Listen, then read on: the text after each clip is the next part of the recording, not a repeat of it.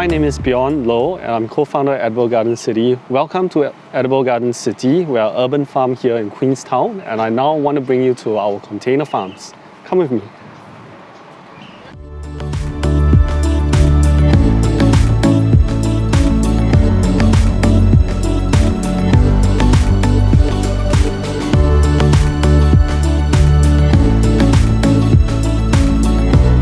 So here we have a shipping container farm, a 40-footer shipping container that has been repurposed as a plant factory.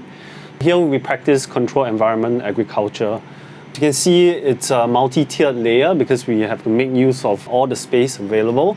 And it's running a hydroponic system with a technique called nutrient film technique. We have these container farms here because we are trying to test the modality and the speed of deployment of these farms into HDB estates, for example, to activate spaces so that we can produce food for the community. But there are also setbacks with these controlled environment agriculture systems. For example, the cost of running it can be quite high because it uses a lot of energy for the climate control and also the lighting to grow the vegetables. Whilst yes, we have a lot of sunlight in Singapore that we should be making use of. But this gives us a very good comparison point with what the future of agriculture look like.